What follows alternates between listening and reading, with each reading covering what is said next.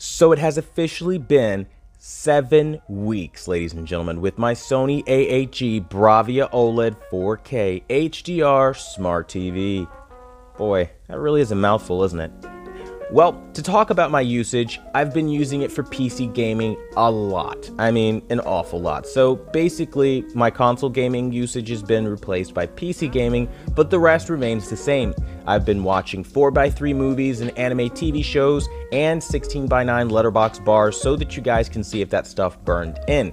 In addition to when we were counting down for New Year's this year, we watched it on the OLED so that we can see if there's any real risk as far as that is concerned. Now, of course, I haven't done this long enough and as many times to really properly gauge this, I guess, for everybody's OLED, but either way, I haven't done a burn-in test since, and I want to see if I actually do have burn-in because it was sitting there for at least 5 hours on a static ticker bar, just sitting there counting down until the New Year. So be very curious to see how that plays out on this particular display.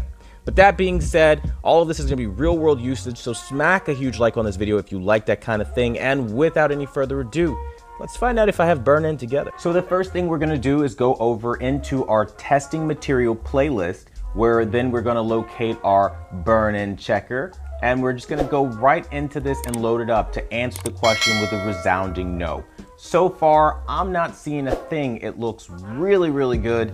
I mean, color red, the first color we loaded up, was usually a problem color on OLED. Keep in mind, this is the same WRGB type OLED found on LG OLED displays. So again, you don't necessarily want these things to be static for too long and all that nonsense, because it still has the same susceptibility to burn-in as LG panels in the regard of it's kind of the same panel, but Sony does optimize their TVs better. So I think I'll give them the extra credit, whether they deserve it or not entirely sure. But what I will say though is, as you guys are clearly seeing, 5 hours of a New Year's Eve ball drop ticker bars. We're counting down to a new year.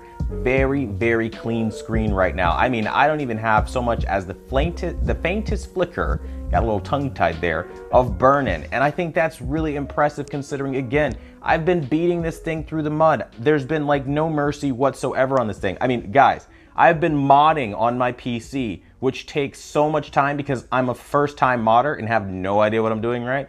And I'm telling you, I've been just beating the crap out of this TV. And I've been taking my PC online and just gaming endless hours. The HUDs, I'm gonna be very honest with you, I haven't even cared about turning off my HUDs since like 3 weeks now. I mean, really, I don't even bother with it. I'm like so arrogant at this point with it where I don't even worry about the HUDs burning in. Should I? Yeah, I know better. I've seen it, and I should know better, but I'm gonna push this one because I've had this thing where I haven't actually seen too many Sony OLEDs burn in. I've seen it mostly with LGs, so I thought, maybe Sony would be more susceptible. And so far, so good. Sony's OLED is holding up incredibly well to being used like an LED TV. I mean, guys, the difference between the way I'm using this and the way I would use my Q8FN, virtually none whatsoever. In fact, I'm actually being harder on this TV than I am on my Q8FN and 900E. I mean, guys, I'm beating the crap out of this TV. I have to be honest and full disclosure about that. But even still, you guys can see with a really aggressive OLED owner so far for 7 weeks of being beaten down, it's doing really well. And I'm actually pretty impressed, I'm not gonna lie. Now, in typical fashion, if I was an ignorant OLED owner, I'd say, what? You'd never get burn-in. It doesn't exist. It's made up, and if you abuse your TV, then you'll get burn-in. If you fall asleep overnight, I absolutely hate this argument, by the way. You fall asleep overnight, that's the only way you get burn-in. It's not true. I mean, you guys saw, again, I will refer you to my video where within 1 week, I got burn-in on an LG OLED C8. It definitely does happen. It definitely is possible to get that negative outcome. But either way, I wanted to let you guys know about this because as you guys see, screen for screen, I'm looking quite clean and I'm very, very happy about it. Now, that being said, again, there's no real issue here. You guys can check and see like my ABL and stuff like that when we get to like the color white as it dims down, and you can see all those different colors. I guess what would be different colors, I should say, if it had burn-in or anything like that. It's just super duper clean. So again, so far so good. Hey man, this thing is doing a pretty bang up job of making sure there is no burn-in on this particular display. And I gotta say, I absolutely freaking dig it. Well, there you have it, ladies and gentlemen. This is my 7 weeks of burn-in so far on our road to 2 weeks, and then keep going from there.